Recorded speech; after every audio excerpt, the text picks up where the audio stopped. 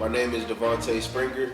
I'm the CEO and founder of Community House Activism, and I was born in Fort Worth, Texas, and I moved to Sacramento, California at the age of 11. Well, growing up in Fort Worth, I spent a lot of time with my granny, my dad, mom. It was my mom and my two sisters, you feel me, in my household. And I was really into like a lot of like, you feel me, like school and like extracurricular activities at school. So like, you know, like after school program, I was on the step team. Um, I learned how to play the piano. You know, I was in the acting class. Like I was very like involved at school. You feel me? Cause I didn't really have no brothers or nothing, so it was like school was the fun place for me. And then I would spend a lot of time at my granny house.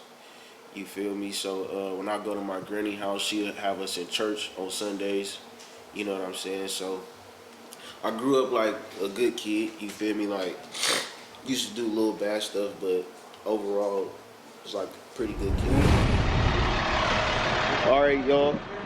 Yep, this is the elementary and that's the high school. Oh God.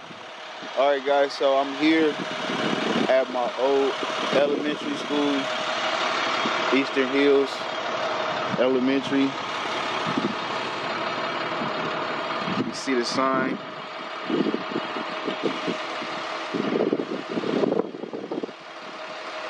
See the sign right there. Welcome home, Scotty's. So this where I'm finna go up in there, bro. This is where it all started. Me as a youngin'. Damn, bro, this bringing back deja vu.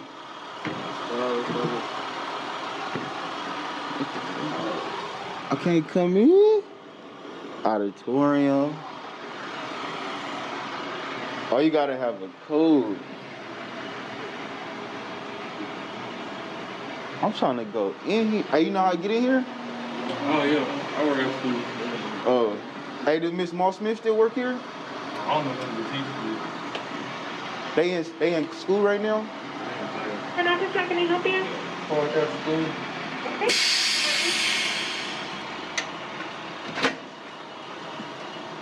Come on, bro.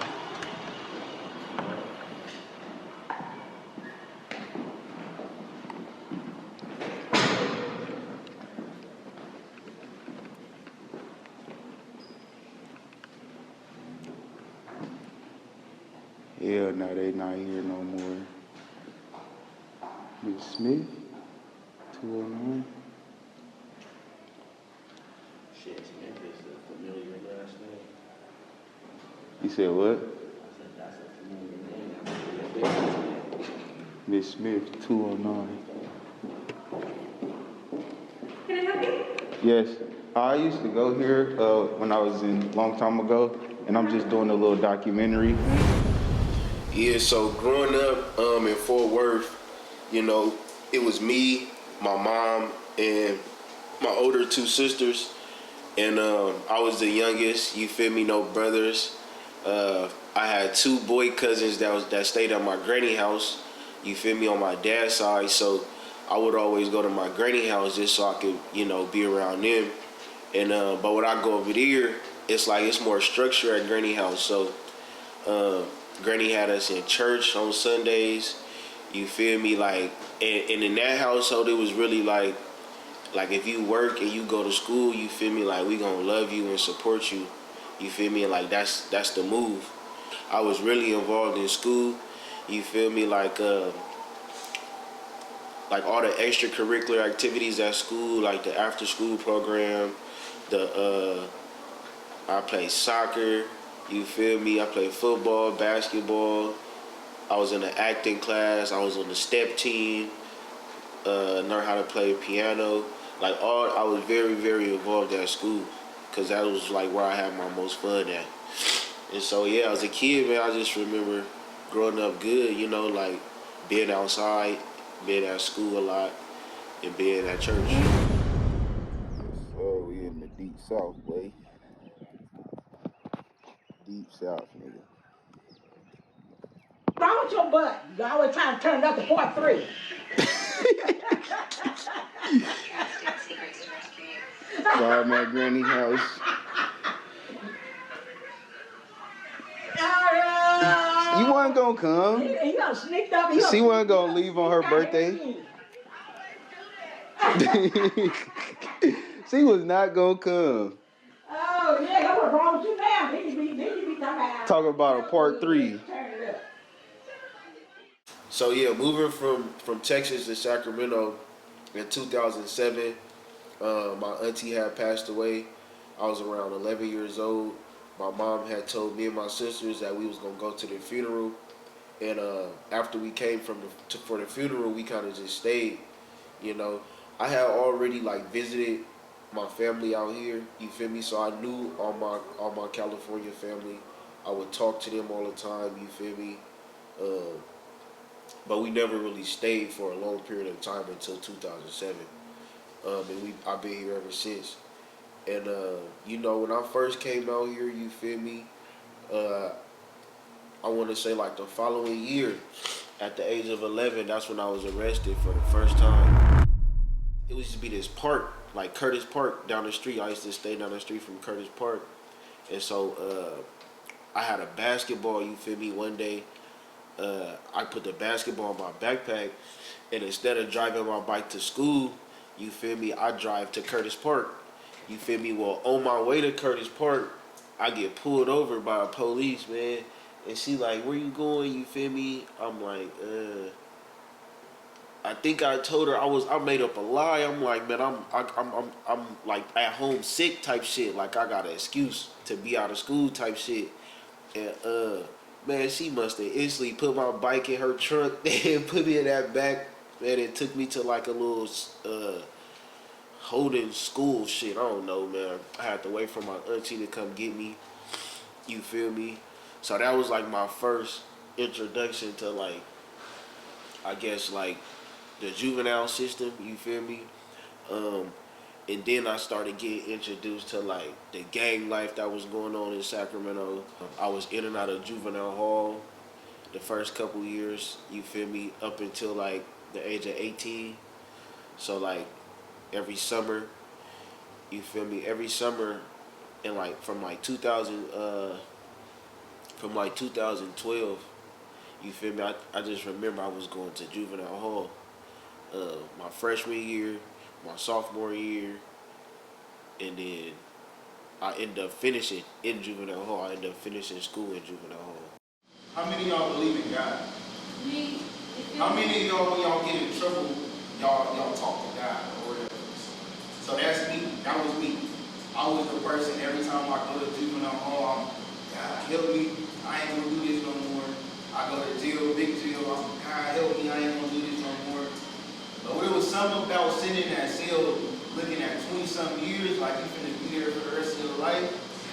It hit a little different. So you like, all right, God, for real, for real. I know I said it them times back then, but this time I'm for real, you feel me? So I had that conversation with myself and God when I was in that cell. And I ended up getting out. I didn't beat the case, but I'm out on 2 bills. I get out. I'm fighting my cases. You feel me? And the only thing that helped me when I was out fighting my cases is I joined the program, bro. Just like how y'all is here at my Brother to Brother, I joined the program called My Brother's Keeper. You feel me? And when I was going, it was just like this. I would pull up, we would have meetings, they would have food. And when I first started, I'm like, bro, I don't know. Like, I don't know if I really want to do it. So every time we had a little meetings like this, I would go to the front of the room, just like how I am right now, and I would talk, just like right here. I would say, hey man, I'm here because I'm fresh out, I'm fighting these cases right now, and I'm trying to do something positive with my life. You feel me? I was saying that every single meeting. Every time they say, hey Devontae, can you come up and tell us your story, I was saying the exact same thing. And every meeting, it was more and more and more people in the audience. Like it started off with just like 5 or 6, and then it was more and more. they had asked me if I wanted to like take my GED when I was inside juvenile hall, and I'm like, they was explaining it to me like, oh, it's the same as a high school diploma and all that. I'm like, bro, run it. You feel me? Like I'm like, run it. I took it, man, I passed it with flying colors, and yeah, man, I got my GED. So then I felt like when I did that, that was like my first initial like, oh, I'm finna get out and I'm finna do something with this. Like I'm finna go back to school, change my life or whatever. You feel me? So I ended up enrolling in Sac City College. You feel me? And when I was in Sac City College, I had got a job too. So now I'm really doing I'm on my stuff. You feel me? I got a job. I'm going to school. Like I'm staying out of trouble, staying out the way. And then you feel me? That's when like my life came crumbling down on me, bro. My mom had passed. In that same, like around that same time I was doing all that, you feel me? Then I end up having kids like back to back, and then you feel me? Shit just came crashing down on me. So I came up with the name Community House Activism because when I was thinking about what I was gonna name the business, I was literally I was in a different apartment before I was in this apartment, but I had this same desk and this exact same chair. You feel me? And this is a different computer. But I was on my computer, bro, and I was sitting this just like this, you feel me? And I was at my computer like this, you feel me? And my brother Briss, you feel me, he had passed like a couple months before I came up with the idea to start the business.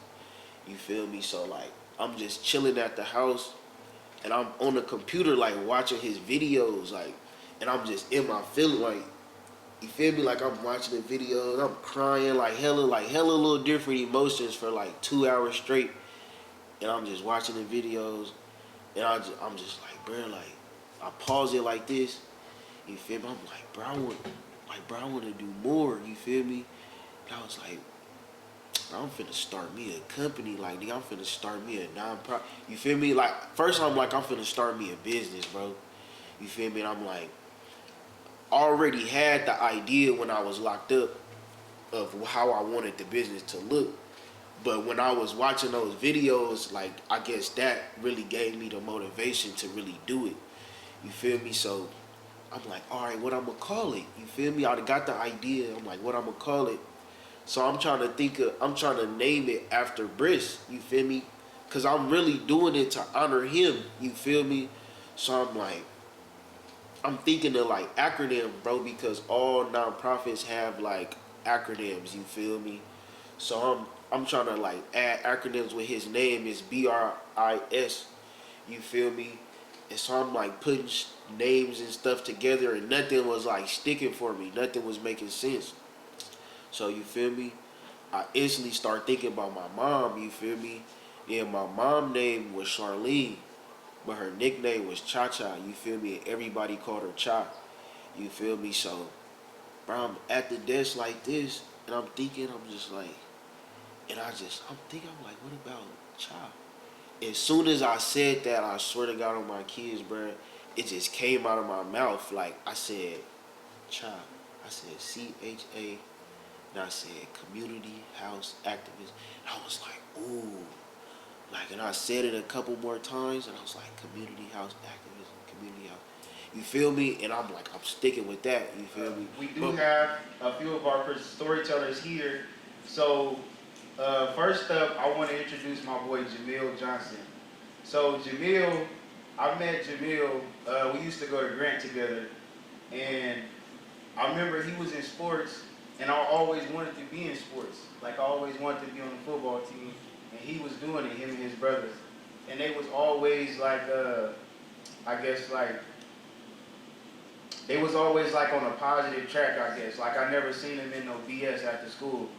And so over the years, we kind of disconnected. But a few years ago, we reconnected at some events. He had invited me out. And ever since then, we kind of just been linked in together. And he was one of the first supporters when I first started doing this, him and his girlfriend, Chardonnay. They was the first ones that was like, brother, let's go through that course and let's see what it's about.